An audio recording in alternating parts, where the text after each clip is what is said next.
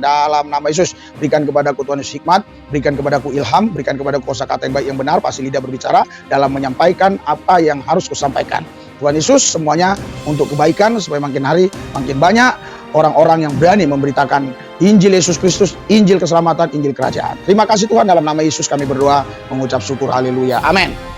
A few moments later. Jadi kalau Edi Bugis burungnya udah dipotong, kok kamu larikan ke titit? Malu. dalam nama Yesus, berikan kepadaku Tuhan Yesus hikmat, berikan kepadaku ilham, berikan kepadaku kosakata yang baik yang benar, pasti lidah berbicara dalam menyampaikan apa yang harus kusampaikan. Nggak boleh celup sana celup sini seperti ayat tadi ya. Itu perempuan jalang. Itu perempuan jalang. Ngeri. Ada seseorang yang bernama Edi Bugis Pirang. Beliau adalah seseorang yang berada di ruang khotbah online dari Pendeta Risuli Lubis. Dengan sopan Pak Edi Bugis Pirang menyampaikan pernyataan sebagai berikut. Salam hormat Pak Pendeta Risuli Lubis. Tolong dong, bacakan Amsal 7, pasal 17, 18, dan 19. Pingin dengar firman Tuhan yang dibacakan sama Pak Pendeta. Nah, itu adalah pernyataan yang wajar-wajar saja ya, menyuruh Pak Pendeta membacakan pasal-pasal dalam Bible. Tapi, mengapa Pendeta Risuli Lubis bertele-tele dan gak langsung membacakannya?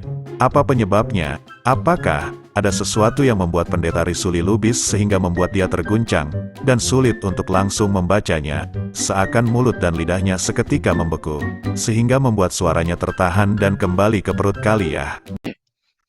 Sudrun.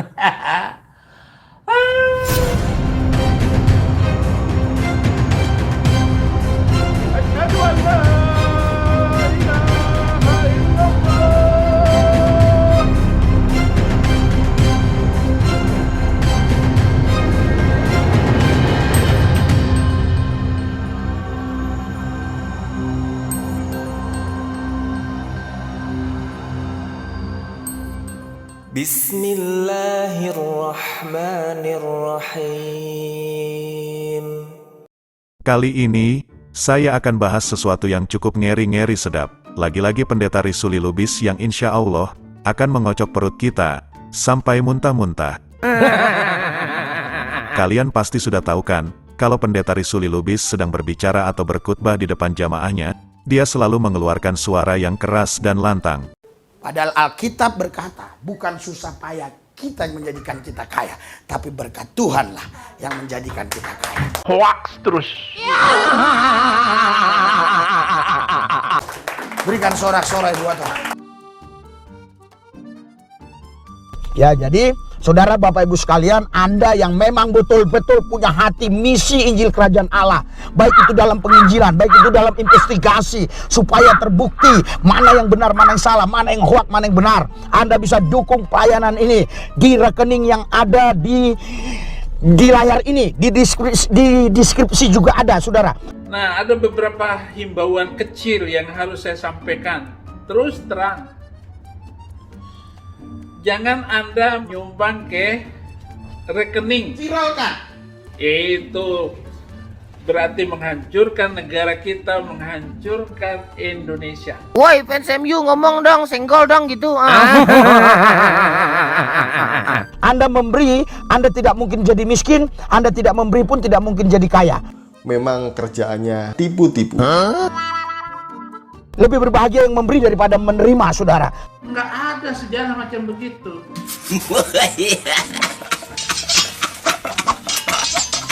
Saudara, kalau Anda memberi 500.000 satu orang, bayangkan apa yang bisa kita lakukan. Kita bisa sampai ke seluruh bumi ini memberitakan Injil Kerajaan Allah, saudara. Tapi kalau Anda memberi hanya 500, juga itu bisa kita pergi ke seluruh bumi ini. Oh, mungkin Pak terlalu mahal. Oh ya, 200. Lebih baik donasi ke saya. Ya boleh, 300, ya boleh, oh 100, ya boleh saja, oh 50.000, boleh, oh saya nggak punya 50.000 Pak, 10.000, boleh, tetapi persoalannya adalah, haleluya. Tapi iblis memutarbalikkan otak kita ini. Dia putar balikan otak kita ini supaya terpenjara, supaya akhirnya kita berharap sama dia. Kalau kau punya uang ratusan juta atau puluhan juta atau juta-jutaan, kau memberi 50.000, Tuhan tahu. Tuhan mengatakan kepada janda miskin itu, ya, inilah yang memberi paling banyak daripada orang lain. Padahal janda miskin itu memberikan 2 peser, mungkin yang lain ada ratusan dinar, mungkin ada jutaan dinar, kita nggak tahu. Tapi muridnya heran, kenapa janda miskin ini yang paling banyak memberi? Barulah dibongkar rahasianya oleh Yesus. Dia memberi dari apa yang ada, dari kekurangannya dia memberi. Saudara, jangan tunggu kita kaya dulu, punya rumah mewah, punya mobil besar dan segala macam baru bisa memberi. Berusaha dia tuh. berusaha cari bang sapi, nggak dia mau. Sudah menjadi ciri khas dari pendeta Risuli Lubis, cuman kali ini sedikit berbeda ya. Kekuatan suaranya tiba-tiba menghilang. Loh, kok bisa hilang? Ya silahkan tonton video ini sampai beres. Insya Allah kalian akan tahu sendiri dan pasti terhibur. Edi Bugis, Pinang. Salam hormat. Pak Pendeta Risuli Lubis, tolong dong. Bacakan Amsal 7 pasal 17 ayat 18 dan 19. Pengen dengar firman Tuhan dibacakan. Mari bersama, kita menunggu Pendeta Risuli Lubis membacakan kitab Bible-nya, yaitu bagian Amsal pasal 17, 18, dan 19. Simak ya sahabat. Tetapi ingat, penontonnya itu cuman menyuruhnya membaca. Nggak usah ditafsir, nggak perlu ditambahi atau dikurangi. Instruksi Pak Edi Bugis cuman minta tolong Pendeta Risuli Lubis untuk membacanya saja.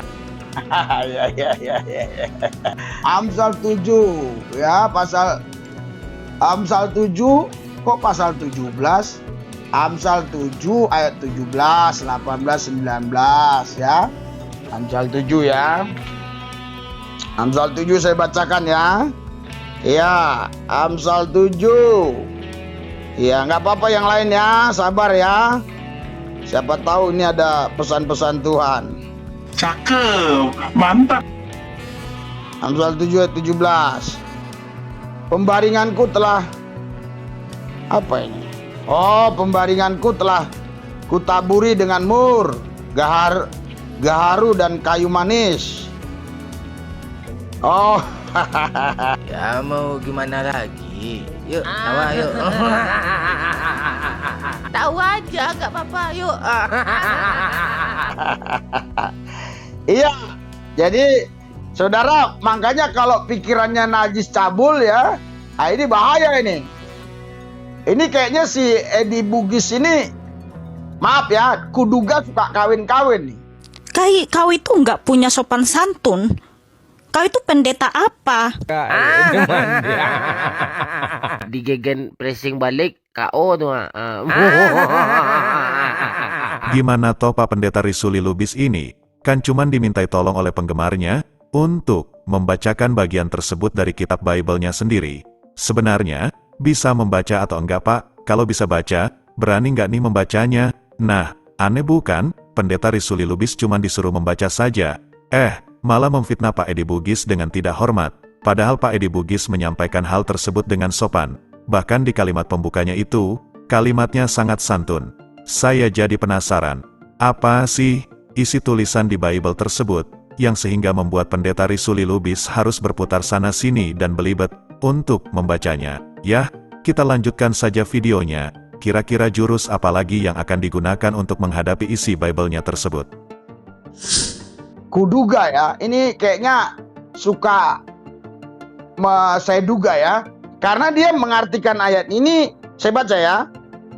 Marilah kita memuaskan birahi hingga pada hari dan bersama-sama menikmati asmara, karena suamiku tidak di rumah, ia sedang dalam perjalanan jauh. Kita harus menyampaikan firman, kita harus membacakan firman itu. Ya, jadi dia ini memang suka begini nih. Siapa ini? Si Edi Bugis ini ya. Aduh, hati tersiksa tapi mulut ketawa juga kan.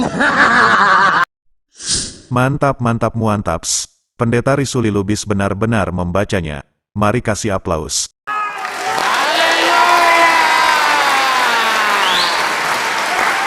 Inilah satu-satunya pendeta yang berani membaca Bible Amsal 7, pasal 17, 18, dan 19.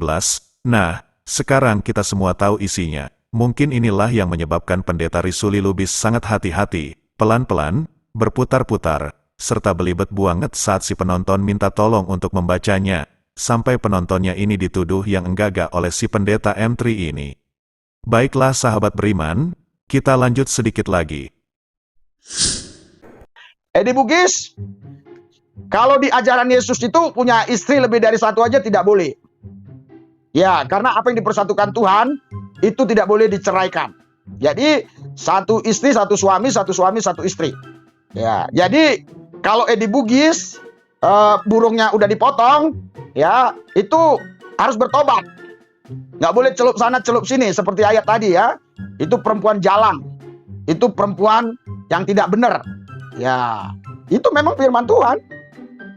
Bukan melarang Pak Pendeta, itu aku baca malah mengajak. Yang itu karena Edi Bugis memang suka melakukannya mungkin.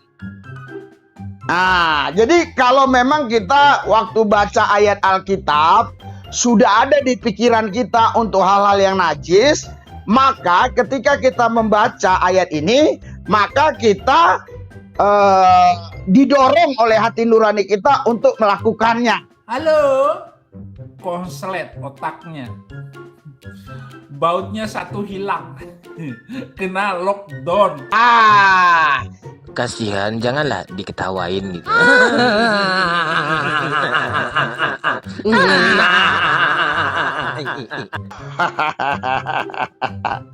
Iya, Susah juga nahan ketawa.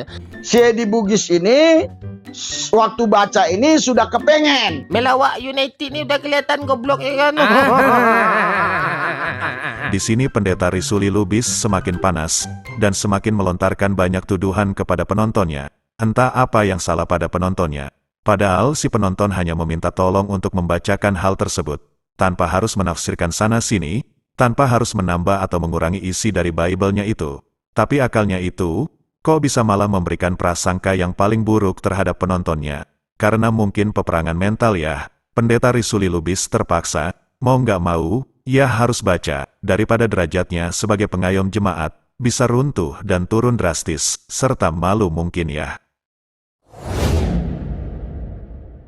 Si Edi Bugis ini waktu baca ini sudah kepengen, sehingga seolah-olah ayat ini mengajak dia, padahal ayat ini melarang dia. Jadi kalau kita memang Edi Bugis memang sudah kotor pikirannya, coba jujur Edi Bugis, nabinya siapa?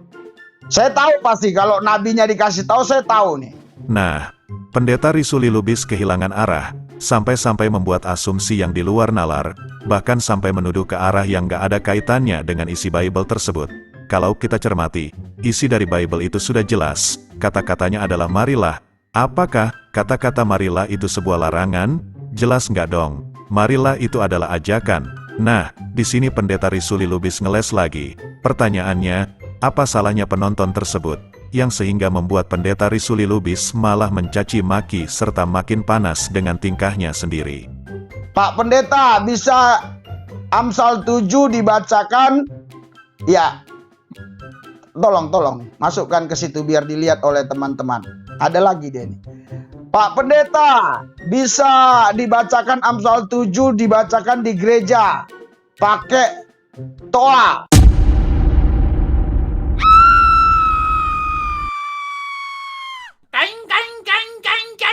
Biar banyak orang yang dengar. Aduh, hati tersiksa tapi mulut ketawa juga kan. Haleluya. Sangat kasihan ya. Iya, jadi luar biasa Edi Bugis ini. Ya, boleh. itulah yang sanggup membawa orang untuk mengenal Yesus. Itulah yang sanggup membawa orang untuk percaya Yesus. Dan orang-orang seperti ini pasti akan ditakuti. Khususnya saya. Kenapa saya katakan demikian? Karena, saya baca ya. Marilah kita memuaskan birahi hingga pada hari dan bersama-sama menikmati asmara. Karena suamiku tidak di rumah. Ia sedang dalam perjalanan jauh. Ya, karena itu saya sangat bersyukur ya. Saya sangat bangga dengan video-video yang mereka buat. Sudrun. Baiklah sahabat beriman, saya cukupkan videonya sampai di sini. Pendeta Risuli Lubis ini yang katanya sangat berani menyampaikan kebenaran Bible-nya, malah ngeles sana-sini. Terbuktikan, dengan adanya penonton yang cuman menyuruhnya untuk membaca saja, malah memfitnah dan mencaci maki penonton tersebut. Jadi sebenarnya Pendeta Risuli Lubis ini, ya, silahkan dinilai sendirilah, berikan komentar terbaik kalian. Ingat ya sahabat, jangan sampai murtad. Saya pamit undur diri. Allahu a'lam bishawab. Assalamualaikum.